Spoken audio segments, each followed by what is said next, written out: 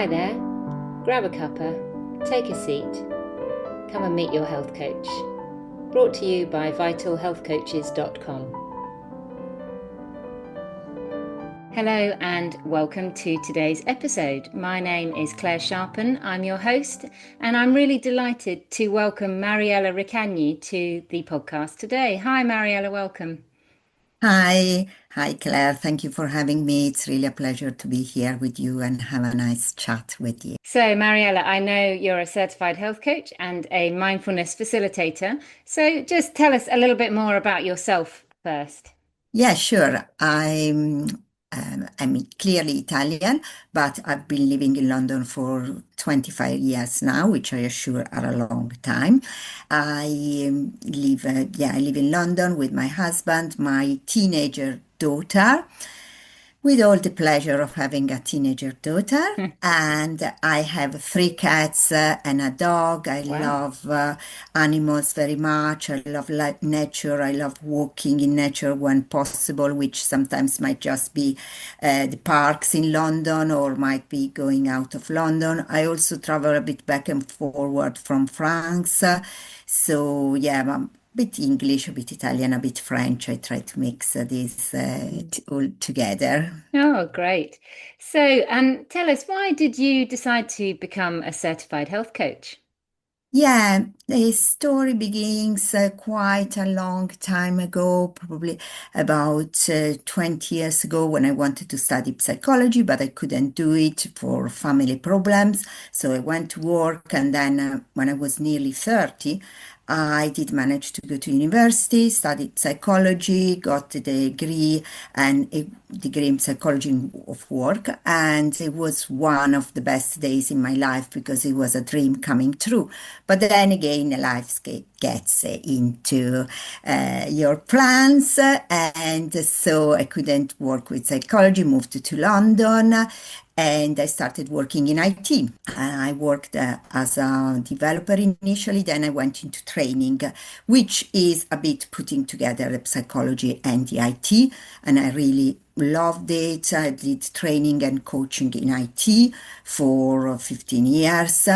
Then I moved 2 years in the south of France, which I loved, but I had to come back and I had a major depression because of that. So I cured my depression with mindfulness and with natural remedies, way lifestyle and so on. So I had the idea of putting this into work to help other people as well. So I studied at the College of CNM, College of Natural Medicine in London. And I also got diploma as a mindfulness facilitator because I find mindfulness really, really very useful. And I decided to try and help other people to follow the same path that, as I said, that I walk my path. I always do what I tell other people to do. So help them feel better. I help them overcome their daily problems, physical or psychology or anything like that. So tell me, Mariella, what is your specialism? Do you have a particular area you like to work in? Yes, I particularly like to work with, let's call it longevity, which means preparing for the next part of your life. Nowadays, we have a life expectation of 90, maybe even 100 by the time we get there. But we need to get there in the right shape, in the right way. I am 60. I was 60 on Tuesday. I'm very proud to be Oh, 60. happy birthday for Tuesday. Thank you. But I have a metabolic age of 40. I have the same weight of when I was 18. And I can assure you that's not natural, meaning I do put a bit of effort into it. I love cakes and I love sweets, but I've just done 30 days without sugar to try how it feels. And I will write a blog about this. So I feel well with my body. I feel energetic. Obviously, I have my up and downs, but I want to get people to do the same. And I want people to understand that if you want to feel well at 60, 70, 80, 90, you need to prepare now. It's never too late, but it's never too early either. So you need some preparation. You cannot just wake up at 70 and think, oh my God, I've got a pain here, but now it's too late, which is not. But you can do something about it. What would you say people need to think about and start preparing in terms of their own positive longevity? Sure. Normally, the three main pillars, that's called pillars of longevity, are nutrition, physical exercise, and mental wellness, which includes sleep, includes relaxing, it might include mindfulness, but not only or not necessarily, and especially might include social relationship, a bit really an holistic approach to life, but with a great importance to nutrition and exercise. And people get scared, oh, I don't want to go to the gym. There's lots of things that you can do even without going to the gym. It's really getting into your body and getting into doing something with your body, because otherwise, when you're 30, when you are, 20, 30, whatever you do to your body will forgive you.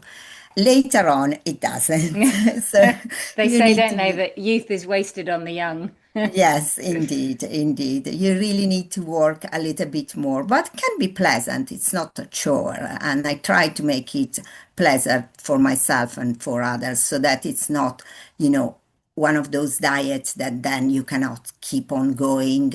It's really habits, getting into good habits step by step.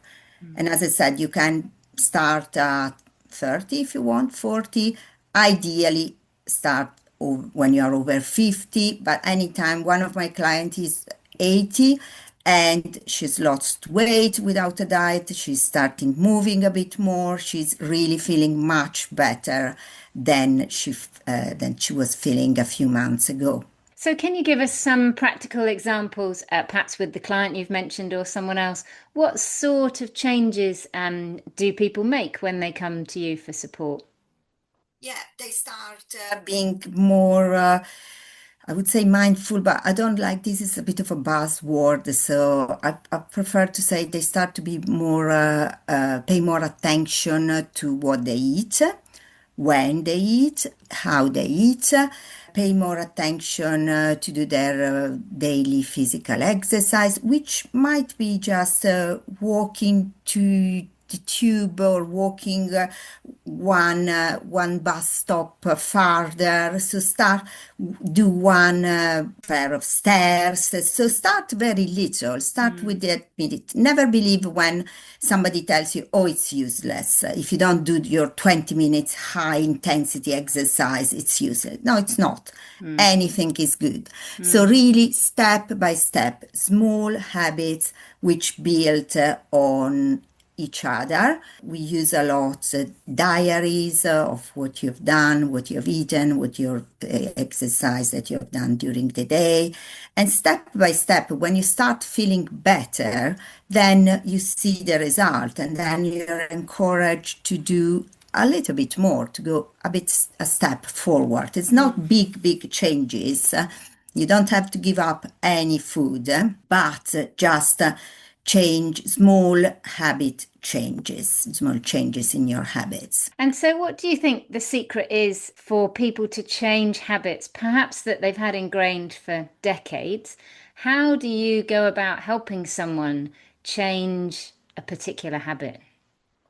Well, there's two secrets we can say. One, go very small, small and slow. So, what can you do today? I was speaking with another client who would just stop her work at home and move to the couch to watch TV. And so, what can we insert between the desk and the couch? Can we insert a little exercise, 10 minutes exercise, or a walk around the block? Just start very, very slow. and enjoy it. Do something that you like. As I said, it doesn't have to go to the gym. Do you like dancing? Go and dance. Is there any fruit that you like or any vegetable that you like? Start with that. And it becomes a pleasure and not a chore. The more you feel better, the more you are encouraged. There's no point in making it heavy, a chore, yeah, something that goes against, as you said, goes against your habit that you have practiced for 20, 30, 40, 50 years. It's really small, small things. And then the reward that you get from these small things will encourage you to do a little bit more. Interesting. It makes me think of one of my neighbours who I see her every morning. She walks to the shop. It's probably about 200 meters at 8:30 every morning when I'm walking my son to school. And she does that walk every morning down about 5 or 6 stairs along the pavement to the shop and back every morning, whatever the weather. And I don't know how many years she's been doing that. I mean, I've lived here 12 and it's been at least that. And it's interesting, isn't it? That is her habit. She turns 90 in a few weeks' time. And she's determined she's just going to carry on doing that. She lives with her son. She doesn't need to go to the shop, but that's what she does every day. Getting out after a certain age, I can say my mom is 86. She is very good. She flies to London on her own and she does everything. But a lot of her friends are just staying at home all day, and your brain is closing, your view of life is closing down. It's not just staying at home. Yeah, maybe if you go out, you're a little bit more in danger of falling or anything, but it does so much good to you. So it's understanding these little habits, small habits, and opening your mind. Depends, obviously, if you're 90, it's different than if you're 50. Mm.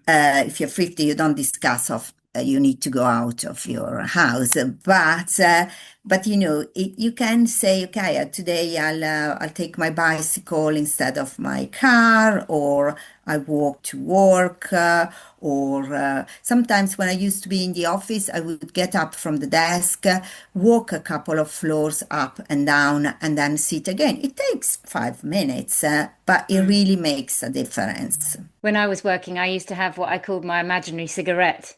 So, you know how back in the day people would go outside and smoke their cigarette. I would go outside, have a quick walk around, an imaginary cigarette, and come back in. Absolutely, I did that as well because I said it's not fair that people that smoke, which is bad for you, would get to go out. So I'll go out for my my imaginary cigarette again as well. I fully agree with that. So Yeah. yes. So it seems like a lot of this is also mindset from what we've been talking about. What would you say the role of mindset plays in longevity? Oh, it's very, very important. It's obviously the way we think of ourselves, the way we think of others. And say, as I said, one of the biggest pillar is this mental wellness, which is indeed the our mindset to life, our having interest, learning is terribly important, as it is important to have social connection, to have a purpose. Somebody says there are various approach. I was listening today to somebody saying that it's been proven that having a purpose increases your probability of surviving cancer. Having a purpose to get up in the morning, we know it's really important. So there are various ways, but your mental state, meaning your frame of mind is extremely important. Our brain is extremely powerful. It's much more powerful than we think. Mm. And so framing our brain, our mind, has an effect on everything else, indeed. And obviously, mindfulness can help, but there are people that don't believe in mindfulness. There are lots of other tools, but also mindfulness is not that scary thing. You have to sit for 2 hours doing meditation. It might be of 3 minutes, just stop and breathe, or think what you're doing now or think what can you be grateful for today. We have a lot of things. We are lucky. We live in a country that has no war, hopefully, that we have enough food to eat. We sometimes even have a sunshine, Yeah. and so we can be grateful of these small things. And just focusing on what you're grateful for creates positivity, makes you feel better. And again, there are small things that you Mm. can work on. Yeah, I love your description of mindfulness. Thank you. Because sometimes it can seem like a sort of mysterious or mystical kind of thing, but actually it can be very, yeah, straightforward and everyday. Yeah, there are things like the rainbow walk.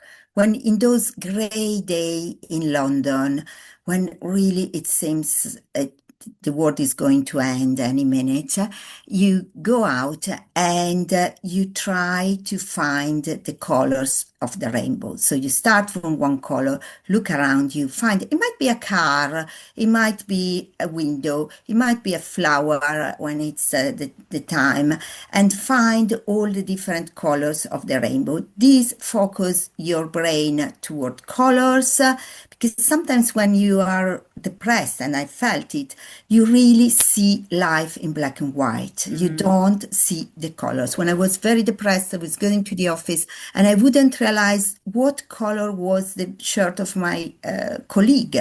So when focusing on color, you open your mind and doing small things like these, the rainbow walk, or trying to find use your five senses again in a little walk. So what you look, what you see, what you hear, what you feel on your skin, was if you have any taste in your mouth, or things like that might really help. And these are very small things that everybody can do anytime, any day, at the office, at home, when going shopping.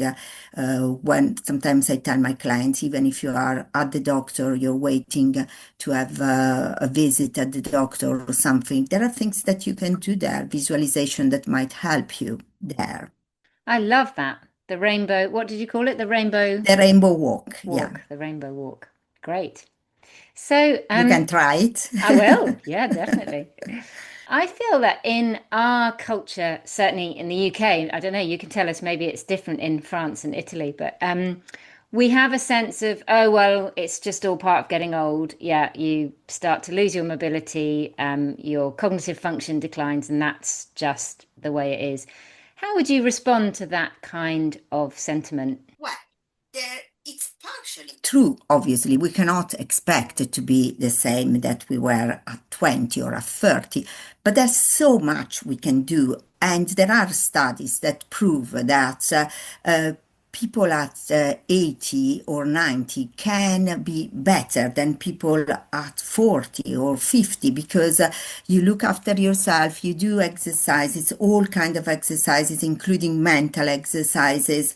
For example, learning something new, even a dance. My brother's just divorced. He's going through a very hard time, but he's learning to dance. And this is taking him outside, taking him to meet people. It's a stimulation for your brain, for your body. So that's something very important. And what you do will really change a lot. Mm, Just saying that it happens, it doesn't help you. Yes, we do get old, but there's lots of different ways of getting old. We cannot stop the clock, but we mm, can slow it down. We can change the way we feel. We can change the way, yeah, in general, the way we feel. For example, I go to the gym. I'm not a gymnastic. I'm not very good. I've made a little video which I will put on my social. I look quite ridiculous sometimes, but at 20, I couldn't do these things. right. When I was at school, I was awful at gym. I always had negative marks in gym. Yeah. And now I'm better. And now I'm 60 and I'm better than when I was 20 in a way. Mm, When I, I'm in a way more flexible. I do more exercise. I feel better with my body now than when I was a teenager. I wouldn't go back to being a teenager for all the gold in the world. Yeah. So you can really do a lot. Yes, we do get older. We cannot stop it, but we can do a lot to slow it down or in a way to reverse the process or to really make the most of it for as long as possible. There is podcaster, a doctor called Peter Attia that talks about the centenarian decathlon, 10 things that you want to do when you are 100-year old Oh, nice. Yeah. and Centurion prepare for decathlon. that. Right. Yeah. So, health coaching is quite new in this country. It's quite unfamiliar for a lot of people. So, if someone were to come to you who's thinking about their longevity and aging well, what kind of process could they expect? How does it kind of work? Yes, sure. A health coach is somebody that would accompany you through a path. So I'm not a nutritionist, I'm not a personal trainer. I cannot tell you a diet, give you a diet or an exercise, a proper exercise plan, but I can help you. I can walk with you. You are the center of what's going to happen. So we start by looking at your life. Where are you at the moment? How do you feel at the moment? Where do you want to get? How we can get there?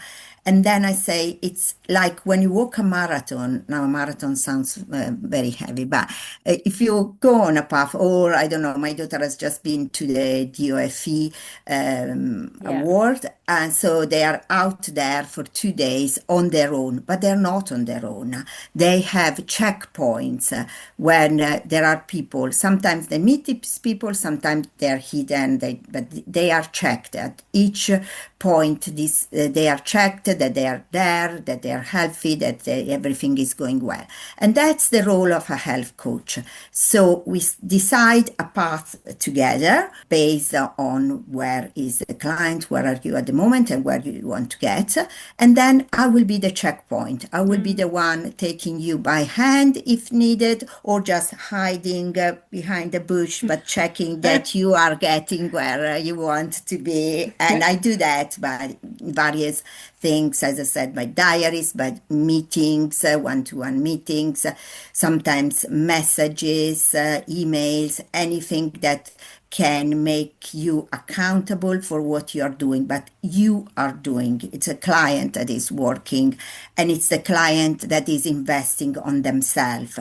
We, as a health coach, are just a mean through their healthness to get to the goal that they want. We just accompany them and nothing more than that. But it's so important because we all know what we should do, Yeah. but how many of us is really doing it? We have lots of information on the internet. We have a lot of information available everywhere. And first, we need to know what is real, what is really good advice or not. And second, we need somebody that would walk with the person, adapt the information to the person, to the goal of the person, and make them accountable for what they have decided. So that's the role of a health coach. Brilliant. Sounds great. So, Mariella, where can people find out more about you? Yes, sure. If they go to the Vital Health Coach listing, they will find my offers. There are various level starting from normally I recommend to start with at least four sessions because otherwise there's not much that can do. And normally it's four sessions. It's just to see that it's working.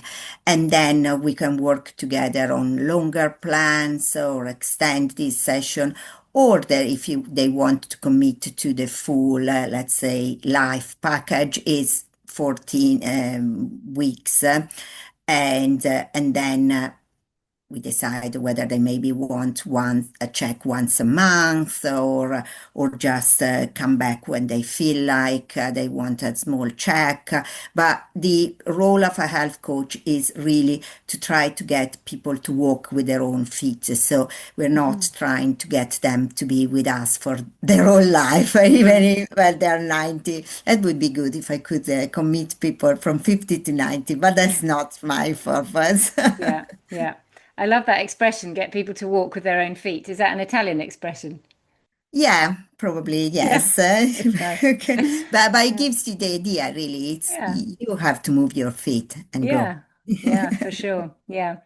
Great. Well, I think it's really encouraging, and I find it inspiring talking to you and seeing your perspective on longevity, and actually how, like you say, there is so much that we can do to age really well.